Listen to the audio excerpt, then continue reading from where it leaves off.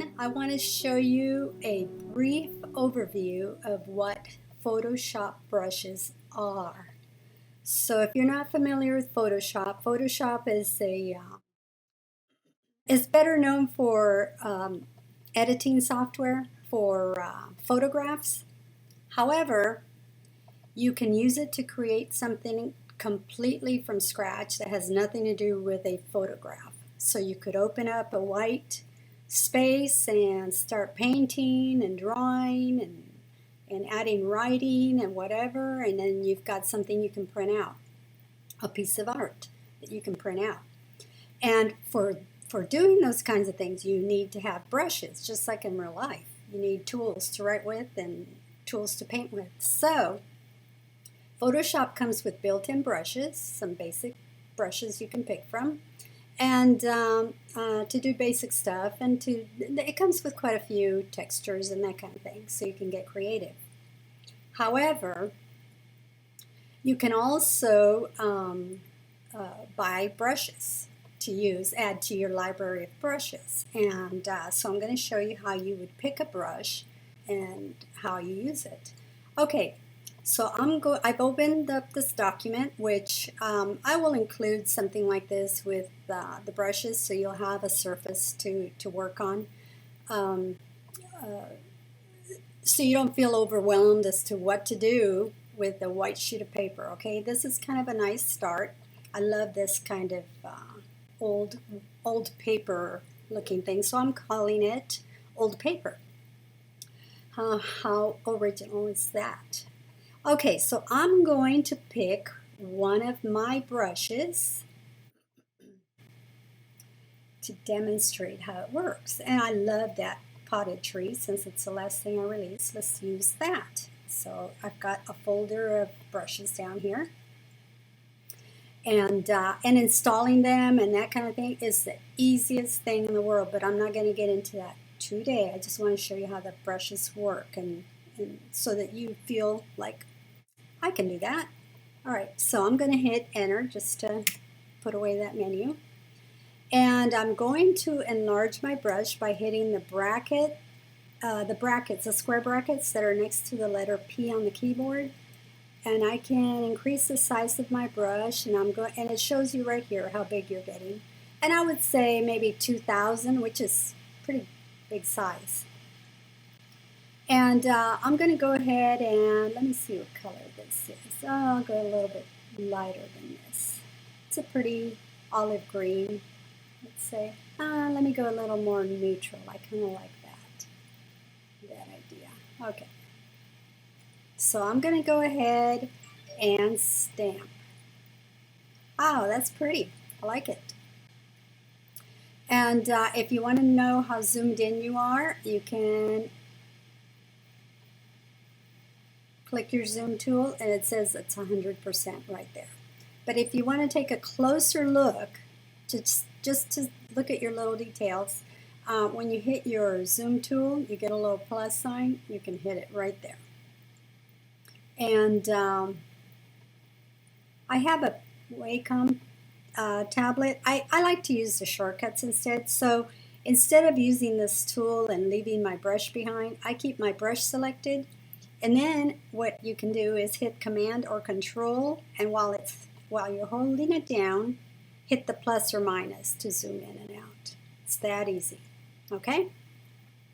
So there's the tree in green. Now let's say that I want my tree smaller after I stamped it, and maybe I did several and organized them and realized, I think I'd like those to be a little bit smaller. Well, let me go back up and show you what I usually do. I just don't want to get too complicated. So I'm going to go back in history, and I'm going to, it shows you all the pages you've created. So Photoshop, one of the things that you must learn is to work in layers, which makes life really, really easy. So it keeps your options totally open in case you change your mind down the road, an hour from now. You've been working on something, you can change your mind and remove an item or make it smaller or bigger, and here's how you do it. You come down here to this little outline, square outline. It's adding another layer. You just hit that and it adds a layer. So wherever you want it, if you have this selected, it'll add the layer right above it. So whatever you have selected, it'll add the layer right to the above that one. Okay, so I've added a couple of layers. It's okay. So, and the way you know which layer you're working on is whatever's selected, that's the layer you're working on. So I'm going to go ahead and stamp the tree on my second layer right there. And let's say I'm going to add another tree here and change the color. Let's make it kind of a plum blue kind of color. Oh, I like that. And then let's change the color again. Maybe more, let's make it kind of a dark amber color. Say, okay, I'm not going to stamp this yet because I need to add another layer. I want to keep these separated so that I can move them around.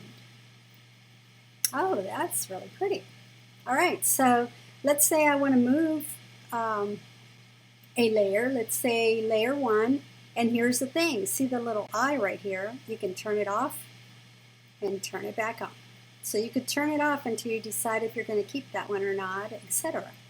So I'm going to select the layer. My computer's thinking. All right. Here's your select tool. A lot of these tools are very similar to embroidery software. And as you can see, Photoshop will sometimes help you with what these tools are. So Photoshop has really evolved, and it's gotten much easier than it used to be. All right, so just like with embroidery software, I've got this selected. I can change the size now. So maybe I want a small one up here, and then I hit enter to make that change take effect. Here's the other one. And let's say this one's kind of in between the two of those sizes. And then hit enter. And then you can move it once it's selected, and you can move it around. You can put it over the top of something. You can even go up here. I'm working too fast. My computer's thinking. All right. So I moved it up here. So while this layer is selected, I can do different things to it. I can make it a little softer. This is the opacity right here. Make it almost like a background. Maybe I want to fill the page with background kind of misty looking, and then make the front tree more prominent. Just all kinds of things you can do. And when you use your brushes, I'm going to make another layer. And I'm going to show you what happens when with your brush. You can make it nice and soft, change the opacity. And these two tools are similar, but don't worry too much about the differences. But it's a matter of how opaque or see-through you want your tree to be. So there are a million things of doing the same thing in Photoshop. So you can do soft trees in the background, maybe have the flow down to 27, fill your paper with something like this, change the color when you do it, and then maybe I just want those soft trees in the back and I want to turn off these two. And maybe I just want this. And then maybe I want to write Merry Christmas across the top. That's how it becomes so much fun to use these brushes, and really it's endless what you can do with this kind of with these kinds of tools. So I hope this has given you an idea of how these brushes work and how easy they can be. And I hope you enjoyed it. I will have more tips and tricks as I start releasing these brushes. But really there are tons of YouTube videos as to how these brushes work, and if you want to really delve into that. And Photoshop is at adobe.com, and I'm in no way affiliated with them, but it's $10 a month to be able to use the software, and there are no commitments there. So Just thought I'd throw that out in case you're wondering where to get Photoshop and if you've never heard of it. Thanks for watching, everyone, and we'll see you soon.